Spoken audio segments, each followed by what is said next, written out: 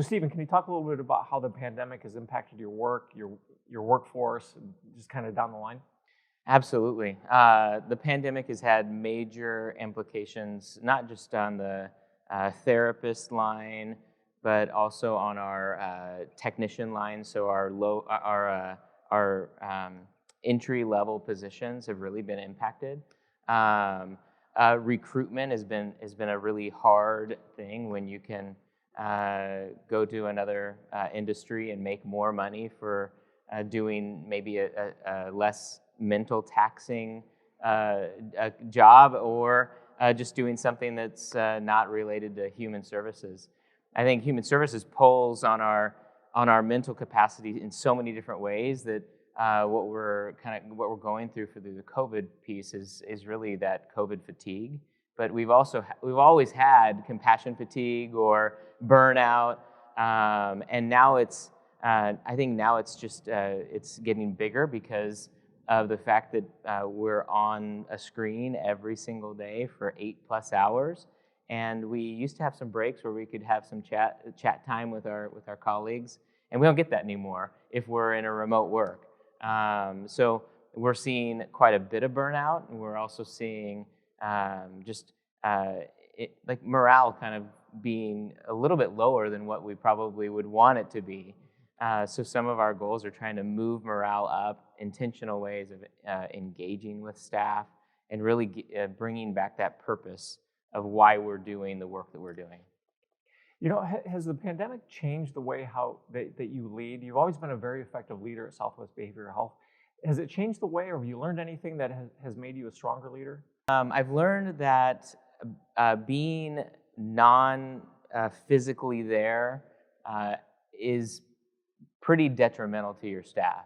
I have always been a leader that's made it out to sites multiple times a year, engaging with our clients, but also our staff, going to staff meetings. And even though you're there on video, you're really not there on video. And so one of the things that my leadership team and I have been really working on is making sure that we're still physically present in a socially distanced world, which makes it really challenging at times. But some of the feedback we've received from even staff is we want to still see you in person. We don't want to see you on video.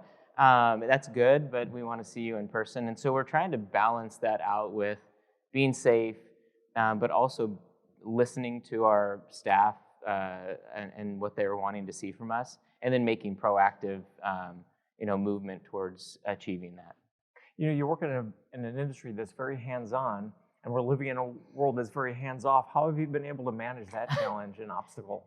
That's a hard challenge. We have tried to make it so that our staff learn how to really engage with people over video. I think maybe last year we talked about bedside manner needing to be even better over video because you need to be intentionally there. Multitasking is happening all the time, and sometimes I'm not there when I really need to be there. And so what we've tried to make sure our staff feel empowered with is doing the best we can to be hands-off in that hands-off world, and that people aren't dangerous. We can still be safely around people and still engage with people without being afraid that something's gonna, an illness is gonna come at us. And so I think that it's a healthy balance. Different lines of business don't have the luxury of doing virtual health, and they have to be there in person. And so when we just make sure that we have the right protective equipment and making sure that we still have that face-to-face contact. Oftentimes, I see that face-to-face contact has, for some people, a better outcome than virtual. But for others, virtual has the same outcome as what the face-to-face has. So no one's approach is perfect, and no one's approach is going to be the solution for all. It lends itself to saying we have flexibility when we didn't think we had flexibility in the past.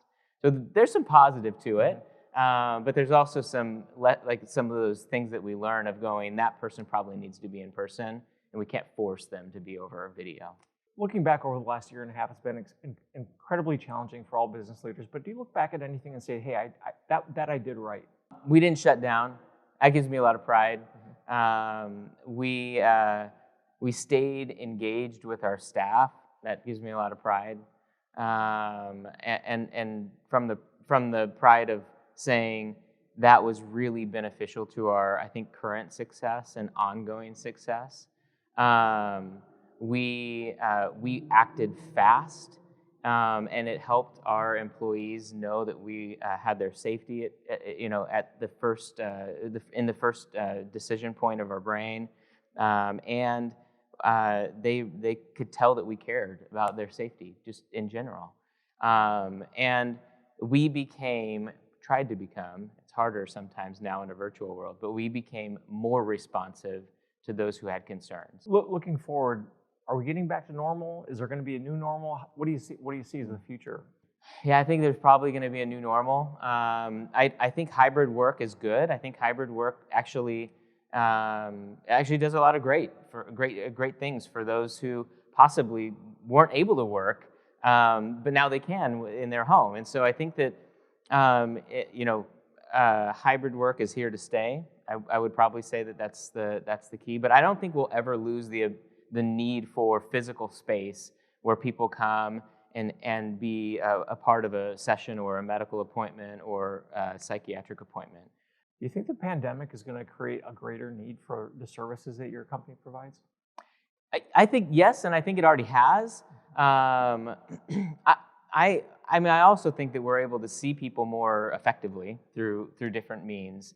I believe that people are becoming more comfortable with expressing how they're truly feeling when they're in times of stress or times of uncomfortableness, and I think that just is going to continue to grow as we see professional athletes come and say, "This is what I've struggled with," or "This is what I am struggling with." It becomes more comfortable for us to say, I'm going to express how I'm feeling as well. And the more we're able to do that in healthy ways, the more we give others the opportunity to come into our lives and help us move through whatever we're experiencing. I know we're in very uncertain times, and it's hard to have a crystal ball, but do you have any goals going into 2022 and beyond? Engagement's one. Engagement is one area, and that's really based upon recruitment, retention, staff engagement, staff satisfaction. That is a major goal that we're moving into this next year, and a couple others are. We're really looking towards. We rent a lot of our facilities, and we're looking to purchase new facilities and actually have non-rental space. And then we're also looking at enhancing some of the current space we have that we do own. We're wanting to actually make the client experience something where they go, "I want to go there," rather than saying, "I want to be on video." It seems like that partnership with the schools is needed now more than ever. How important has that been for the kids in terms of the transitioning and all the uncertainty that they faced over the last year and a half? We've seen it on multiple fronts with schools making the decision to exit their student resource officers. Now the partnership with teachers and social workers has never been more important. We've seen referrals grow in every school district that we're a part of. And I mean, there's a lot of reasons for it, but main reasons are substance abuse challenges, suicidal thoughts, social anxiety, situational depression. And people are feeling more comfortable to come to their social worker or their teacher and say, "I'm having these problems."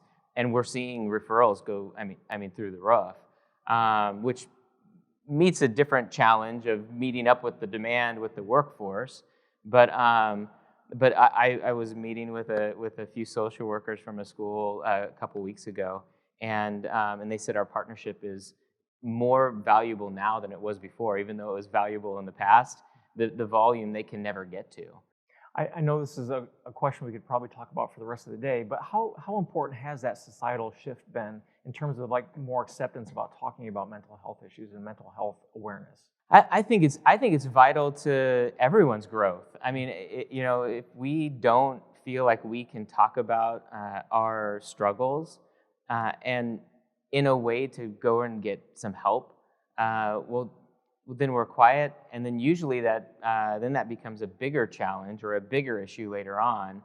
And I think that when people's voices were diminished by a physical health illness in this pandemic, they've seen their physical voice diminish, so they want it to get louder to say I'm struggling or I need help with this. And really, that's all that people need to say for people to actually come in and help. Before, we never knew.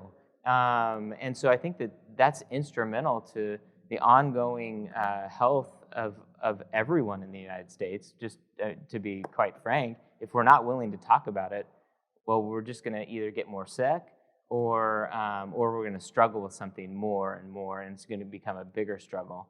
So I think that this actually helps with early prevention work. When somebody starts feeling some way, we can get in and start working with them earlier than someone struggling with something for a few years. And then it's a harder battle to move through.